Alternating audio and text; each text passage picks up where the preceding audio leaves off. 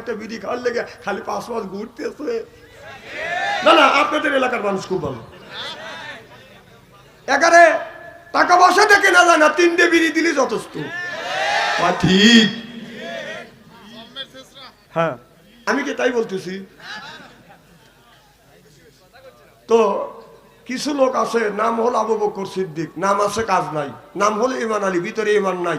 নাম হলো ওমর ফারুক, সাহসী পালোয়ান।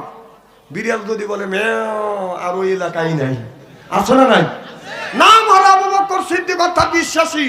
বলবে ভাইজান 200 টাকা হাওলাত দাও, 200 টাকা হাওলাত নিবে, আর জীবনে গুড়িয়া কোনোদিন শনিবার আসবে এরকম আবু বকর আছে না?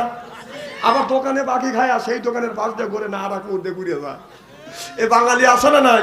না না, তারা ছাড়া এরকম নাই। ব্যাপক লোক আছে সাজাদপুর, এরকম শেষর লোক 2-4 জন আছে না নাই? সেই শেষর আবার বেহেস্তে যাওয়ার জন্য খালি ঘোরে। হ্যাঁ, জায়গা করে দেওয়া হয়েছে, আপনারা বসলে মাহফিলের সৌন্দর্য ভালো হবে। যেরকম আমি তো নাম আছে ইমান আলী, ভিতরে একটুকু ইমান নাই। তো বাড়ির পাশে 2 দিন ব্যাপী তাফসীর মাহফিল হচ্ছে, হাজার হাজার মানুষ দূর দূরান্ত থেকে আসছে। বাড়ির পাশে ইমান আলী যাচ্ছে না। তো ইমান আলীর বিবি বলতেছে, স্বামী আজ 30টা বছর ধরে তোমার সাথে ঘর সংসার করতেছি, বাড়ির পাশে 2 দিন ব্যাপী তাফসীর মাহফিল হচ্ছে, হাজার হাজার মানুষ দূর দূরান্ত থেকে আসছে, তুমি একটু যাও। ইমান আলী কাছে পেতনি, বুক আমার পেতনি কর। প্রেম আর ভালোবাসা, আদর আর মহব্বত দিয়া মানুষের মন যত জয় করা যায়, মানুষের মাইরিয়া জেলের মধ্যে ঢুকাইয়া গুলি করিয়া মারিয়া মানুষের মন জয় করা যায় না, বরং দেশ ত্যাগ করিয়া মামুর বাড়ি যাইতে হয়। কথা কয় না রে, আমার কথা কি বুঝতেছেন নাকি? বুঝলে ভালো। ভালোবাসা দিয়ে যত কিছু করা যায়, কিন্তু মারামারি করিয়া, জোরাজোরি করিয়া, খুন খারাপি করিয়া পার পাওয়া যায় না। তো ইমান আলীর বিবি বুঝাচ্ছে, আমার সোনা, আমার ময়না, আমার লক্ষ্মী, আমার আত্মা করি, আত্মা বউ ঠান্ডা লাগাচ্ছে। স্বামী বলতেছে, বিবি আমি যদি কোরআনের মাহফিলে যাই তুমি খুশি? বলে যে 30 বছর ধরে তোমার সাথে ঘর সংসার করতেছি, একটা দিনই তো ভালো কাজ দেখলাম না। ইমান আলী বলতেছে, বিবি তাহলে হারিকেল লাগা দাও, আমি কোরআনের মাহফিলে যাই। হারিকেল বোঝেন তো ভাই? তাহলে ইমান আলীর বিবি হারিকেল লাগা দিছে, কোরআনের মাহফিলে ইমান আলী গেছে, যায় দেখে যে হাজার হাজার মানুষ। বাংলাদেশে এমনও মাহফিল হয়, বসত দূরের কথা, দাঁড়ানোরও জায়গা পাওয়া যায় না, এরকম মাহফিল হয় না? তো ইমান আলী যা দেখে যে হাজার হাজার মানুষ, মনে মনে চিন্তা করতেছে, আল্লাহ এত মানুষ কোরআনের মাহফিলে হয়, যাত্রায় তো এত লোক হয় না। ইমান আলী বসবে কোথায়, বসার মতো কোনো জায়গা নাই। ঘুরে গেলে দেখে যে এইরকম স্টেজ সামনে একটু জায়গা আছে, ইমান আলী যা সামনে বসে। কে বসে? কথা কয় না, কে বসছে? হারিকেলের পাওয়ার কমা দিয়ে, বাতির আলো কমা দিয়ে উনি বসে আছে। ও তো জীবনে ওয়াজ নসিহত শোনে নাই, ডেকোরেশনে সাজগোজ দেখে মনে মনে ভাবতেছে এইটাই মনে হয় ওয়াজ। পাশের মানুষকে জিজ্ঞেস করছে, ভাই এইটাই কেউ ওয়াজ? কয় না। ওয়াজ কাক কয়? কয় কেন? তৃতীয় বক্তা ওয়াজ করবে, দ্বিতীয় বক্তা ওয়াজ করবে, এরপরে প্রধান বক্তা ওয়াজ করবে। দ্বিতীয় বক্তা তৃতীয় বক্তা বিদায় হয়ে গেছে, প্রধান বক্তা যখন সামনে এসে বসছে, ইমান আলী সামনে বসে আছে। কোথায় বসে আছে ভাই? যেরকম সামনে বসে আছে, মৌলানার দিকে ছায়া। তার মৌলানা সাহেব প্রথম পর্যায়ে ওয়াজ করতেছে।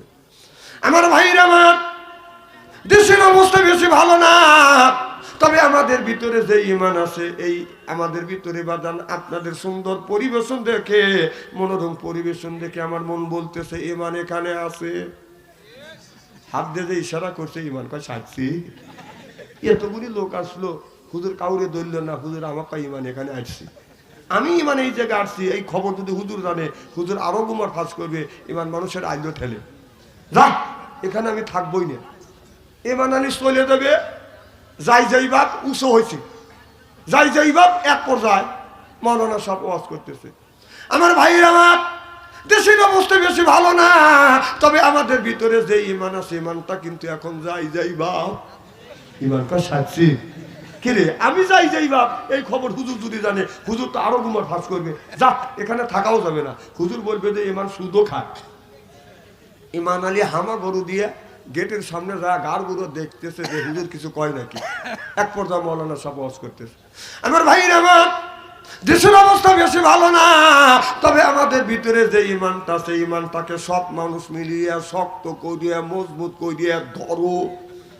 যেই কইছে ধরো, ইমান কয় সাইছি।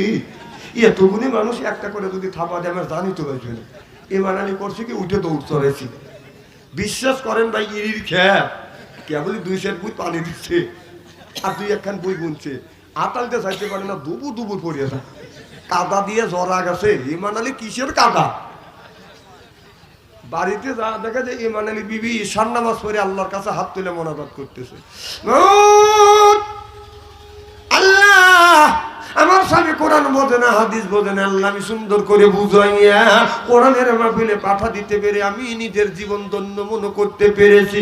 ও মাওলা, আমি তোমার কাছে দরখাস্ত করি, আল্লাহ আমার স্বামী ইমান আলীকে তুমি হিদায়াত নসিব করিও।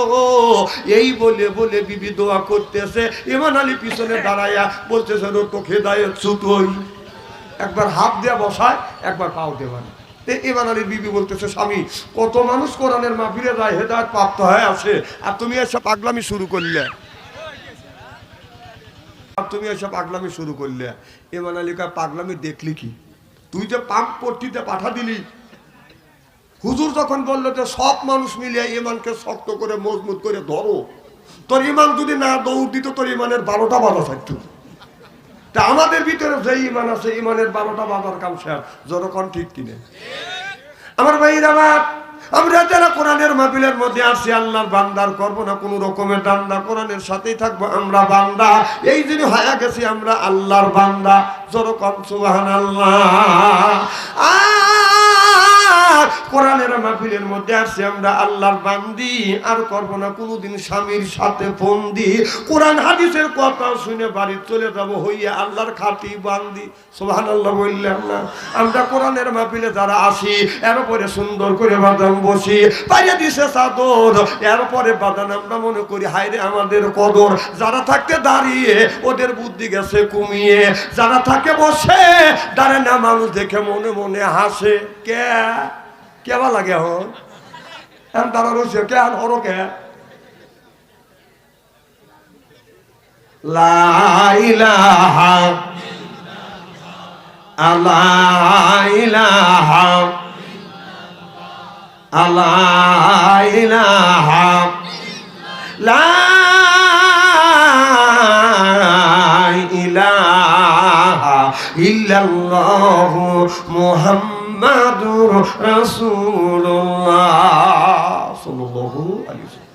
আমার ভাইরা, আমার মুসলমান ভাইরা, আল্লাহর নবীর প্রিয় উম্মতেরা ভালো করে লক্ষ্য করে শুনুন। আল্লাহর নবী এই রকম করে সাহাবী নিয়ে বাদান আলোচনা করতে, এমন সময় আল্লাহর নবী বলতে বলতে বলে ফেললেন, আপনার দাড়ি পাকা মানুষ, চুল পাকা মানুষ আল্লাহর জান্নাতে কোনোদিন বাদান যাইতে পারবে না। নবীর এক সাহাবী এই কথা শুনিয়া বাদান বসে বসে কাঁদতেছে। আল্লাহ নবী বলে, ও গো সাহাবী, কেন তুমি কান্দো? সাহাবী বলে, ইয়া রাসূলুল্লাহ, ইয়া হাবিবাল্লাহ, আপনার কথা মিথ্যা হবে না। ও নবীজি, আপনি বলেছেন চুল পাকা মানুষ, দাড়ি পাকা মানুষ আল্লাহর জান্নাতে যেতে পারবে না। নবী গো, আমার মাথার চুল পেকে গেছে, দাড়ি গুনি পেকে গেছে, আমি আল্লাহর জান্নাত থেকে যেতে পারবো না। আল্লাহর নবী বললেন, সাহাবী রে, তুমি তো ভালো করে বোঝো নাই আমার কথাটা, তবে আমি বলছি, আল্লাহ যদি এই মুহূর্তে তোমার জান্নাতে দেয়, তুমি কি জান্নাতে যাবা? সাহাবী বলে, ইয়া রাসূলুল্লাহ, ইয়া হাবিবাল্লাহ, জান্নাতের জন্যই তো আমি নামাজ পড়ি। চিল্লা কান আল্লাহু আকবার। আল্লাহ কোরআন কারিমের মধ্যে 80 থেকে 82 জায়গা বললেন, ওয়াকিমুস সালাহ, নামাজ কায়েম করো, অতু যাকাত আদায় করো, কুতিবা আলাইকুমুস সিয়াম, রমজান মাস আসতে রোজা রাখো। এ কথা কার? তাহলে আল্লাহ নামাজের কথা, আল্লাহ নামাজের কথা 80 থেকে 82 জায়গা বললেন।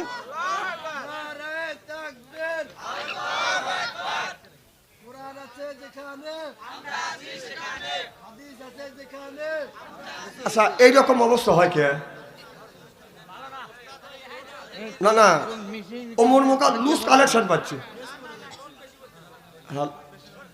আচ্ছা, অনেক সাইজ করে দিয়েছে, জোরকর মার হবো। আমার ভাইয়ের, আমার এদিক তাকান, শোনেন, একটা কথা বলবো, সেটা হলো আমার মাহফিলে ওঠা বসা করা যাবে। আল্লাহ বললেন ইজা কুরিয়াল কোরআনু ফাসতামিউ লাহু আনসিতু লাআল্লাকুম তুরহামুন। যেখানে যে অবস্থায় আল্লাহর কোরআনের কথা আলোচনা হয় ওই জায়গায় আল্লাহর রহমত বর্ষিত হয়। সুবহানাল্লাহ, একটু জোরে কর। আল্লাহর এক বিন্দু রহমত যদি হরিণের উপরে পড়ে বেগুন কস্তির হয়, হাতির উপরে পড়লে গজমতি হয়, এরপরে ঝিনুকের মধ্যে বলে মুক্ত হয়। মানুষের আল্লাহর এক বিন্দু রহমত যদি কোনো বান্দার উপরে পড়ে ওই বান্দা আল্লাহর ওলি হয়ে যায়। সুবহানাল্লাহ, একটু জোরে কর। লাআল্লাকুম তুরহামুন।